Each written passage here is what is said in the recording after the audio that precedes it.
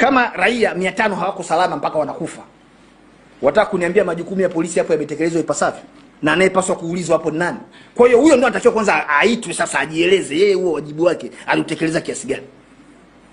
Huwezi kuzungumza vifo vya watu waliokufa katika mazingira yenye mashaka ukaacha kuunda corona court.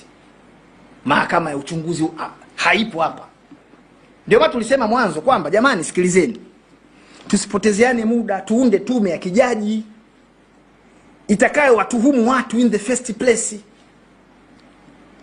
Kazi ya jeshi la polisi ni kulinda raia, usalama wa raia na mali zao.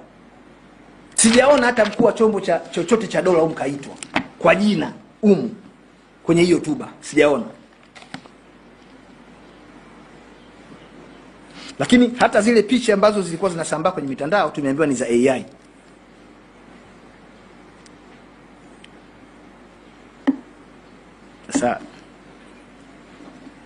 Sasa kama baadhi ya picha zinaweza zikawa ni AI, inawezekana hata hilo tukio lote lilikuwa ni AI. Yaani tunaambiwa kwamba tarehe 29 kulikuwa kuna uchaguzi, kuna vurugu, inawezekana hata hizo vurugu ni AI, sio vurugu. Kwa nini tuamini tu upande mmoja kwamba pale ambako pengine picha zinawatuhumu watu fulani, zinaonyesha watu fulani, ile ni AI. Lakini inapokuja picha za matukio mengine ndio tutasema ile hapana. Ile sio AI, ni ukweli.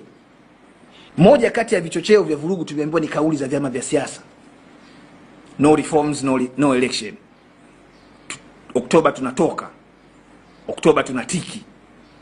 Waliozitoa hizo kauli tunaona ni mtu mmoja tu ndio kashikiliwa. Mtu huyu mmoja.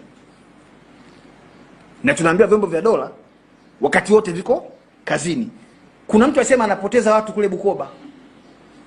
Yupo tu mpaka sasa hivi anadunda. Yuko vizuri tu. Mimi naiona hii hotuba hii labda mpaka tutakapoona ripoti. Inawezekana hii hotuba ina vitu tofauti na vilivyomo kwenye ripoti. Lakini kiujumla hotuba inaacha maswali mengi sana. Inaacha maswali mengi sana kuliko majibu. Tulitarajia ndani ya siku 153 ambazo tume ilikuwa imepewa kazi ije na majibu.